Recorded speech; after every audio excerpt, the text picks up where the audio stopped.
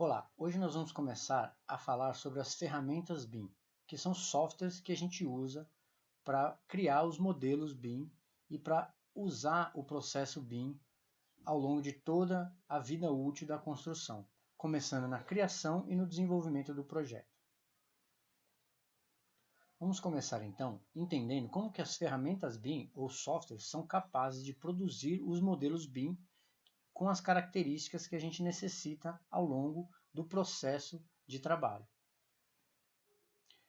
Minimamente, os softwares BIM eles têm que produzir ou possuir componentes inteligentes com descrições de comportamento, são consistentes e coordenados. Ele precisa ter objetos paramétricos com dados e regras associadas, além de dar suporte à colaboração entre equipes ao longo do fluxo de trabalho. Os componentes inteligentes com descrição de comportamento devem estar associados a atributos computáveis e regras paramétricas. Ao mexer esses atributos e parâmetros, eu modifico a estrutura, a geometria ou as características desse elemento. Além disso, alguns dos dados desses elementos eles vão descrever comportamentos desses elementos para análise de processos posteriores, como, por exemplo, um projeto de estruturas, que pode carregar dados como resistência, cargas, etc., que vão ser utilizados às vezes em outros softwares para fazer análises estruturais. Além disso, qualquer modificação nesses dados, elas se refletem em todas as representações e visualizações, sejam elas tabelas, planilhas, plantas, cortes, desenhos em perspectiva, tudo é alterado automaticamente. Dessa forma, se garante que todas as representações são feitas de forma coordenada. O que acontece em uma se reflete na outra. Outro elemento importante de um modelo BIM são os objetos paramétricos. Esses objetos são definições geométricas que são carregadas de dados e regras. Ou seja, se você mudar um dado ou uma regra associada a esses objetos, ele vai modificar a sua geometria de acordo com a informação adicionada. Essa geometria tem que ser integrada e não redundante, ou seja, não tem inconsistências. Uma informação ela muda a geometria como um todo. E essas regras paramétricas modificam automaticamente todas as geometrias associadas a ela. Esses objetos também são definidos em diferentes níveis de agregação, múltiplos níveis hierárquicos associados. Um exemplo, uma porta ela está associada a uma parede. Se eu mexo uma parede, a porta mexe junto. Se eu mudo a espessura de uma parede, automaticamente o parâmetro de espessura do batente dessa porta vai mudar também. Como eles estão associados dentro dessa hierarquia, tudo se muda automaticamente.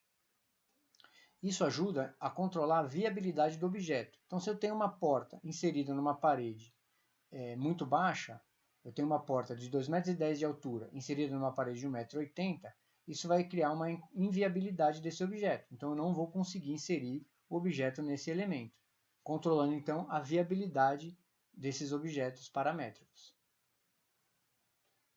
Esses objetos podem estar vinculados também a atributos que serão usados em outras etapas ou outras ferramentas. Então ele carrega uma informação que nessa etapa ou nessa ferramenta ela não tem utilidade, mas numa outra etapa de análise, por exemplo, essa informação pode ser utilizada.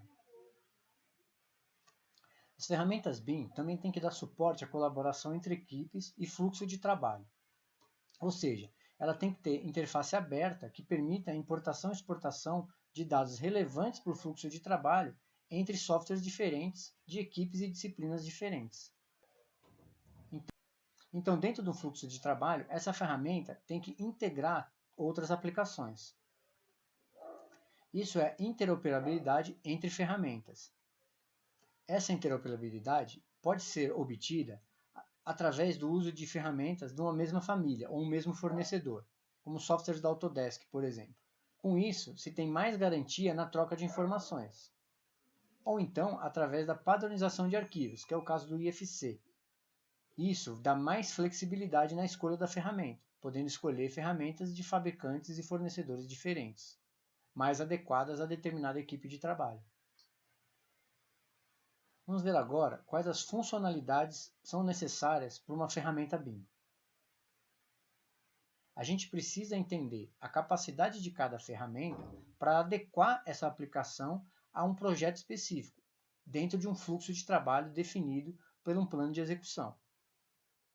Lembrando que nenhuma ferramenta se adequa a todos os serviços possíveis, então a gente tem que procurar a ferramenta certa para cada atividade que aquele projeto necessita, trabalhando então com um conjunto de plataformas. Uma dessas funcionalidades é a interface com o usuário. Um software BIM ele deve ter uma interface inteligente e adequada ao fluxo de trabalho das tarefas que exigem a modelagem.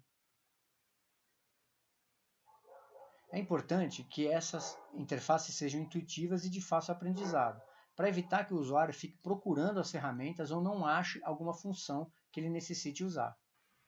É preciso ter também consistência entre os menus e as funcionalidades. O que está aparecendo na tela tem que ser funcional para aquele momento do desenho. Isso acontece organizando ferramentas no menu e escondendo operações irrelevantes, para que fique mais limpo e mais fácil utilizar o software.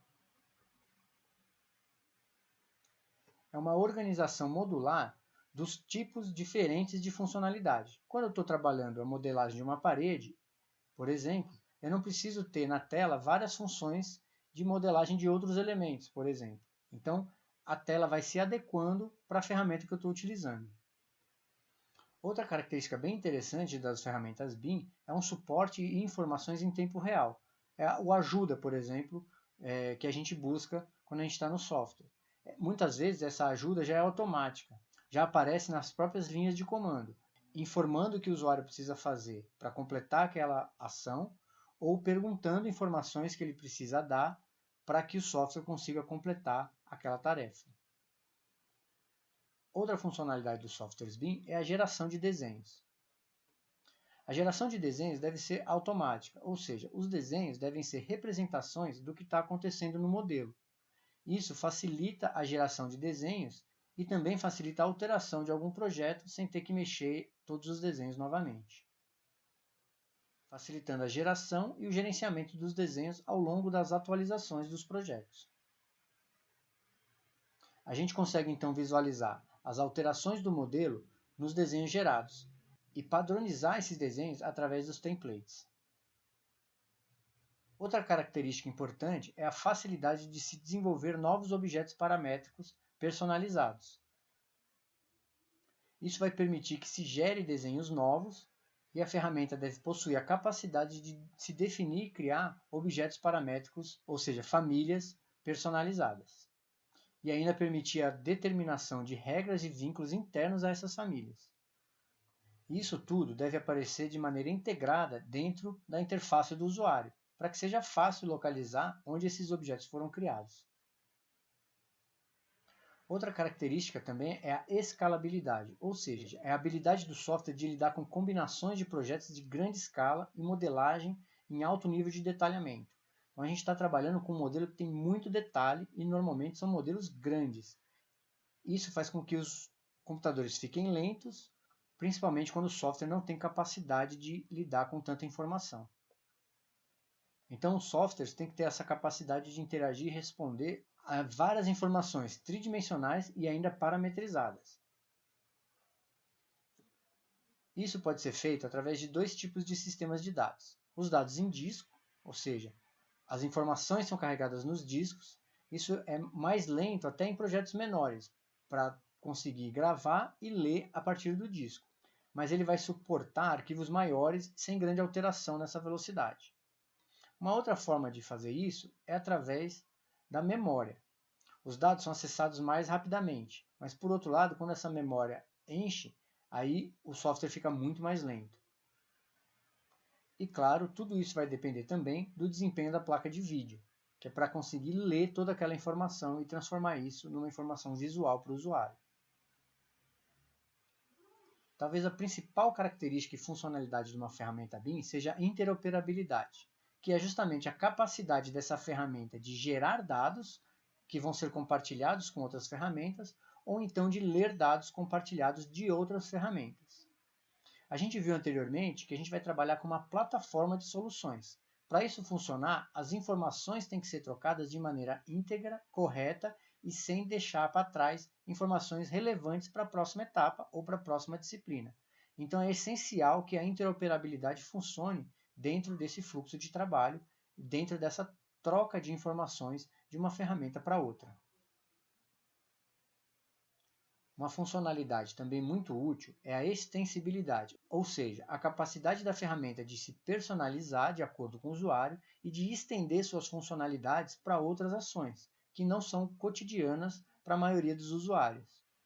Essas ferramentas têm que ter, então, suportes para scripts, interface bidirecional com formato Excel, por exemplo, e interface de programação de aplicação, como esse exemplo aí do software Dynamo, para a gente conseguir programar algumas ações que não são usualmente programadas para todos os usuários. Outra característica essencial é que essas ferramentas consigam modelar superfícies curvas complexas, devido à complexidade dos modelos atualmente. Eles têm essa capacidade de criar e editar superfícies curvas utilizando quádricas ou splines ou B-splines, que são elementos gráficos que produzem curvas reais no modelo. Para funcionar também o trabalho colaborativo, é preciso que a ferramenta tenha um ambiente multiusuário, ou seja, que ela permita colaboração entre integrantes de uma mesma equipe. Dessa forma, uma mesma equipe ou vários usuários dessa equipe editam partes de um mesmo projeto ou de um mesmo arquivo. Por exemplo, existe a possibilidade de se criar um modelo central e, a partir desse modelo central, criar worksets para que outros usuários consigam modificar elementos que vão depois alimentar novamente um modelo central, permitindo que vários usuários trabalhem então nesse mesmo modelo. Uma ferramenta BIM deve gerenciar o acesso desses usuários ao projeto e, além de gerenciar as informações que esses usuários estão alimentando no projeto. Essas são, então, as principais características e funcionalidades das ferramentas BIM. Na próxima videoaula, então, a gente vai ver alguns exemplos de ferramentas BIM, softwares utilizados ao longo de um processo BIM de trabalho. Até lá!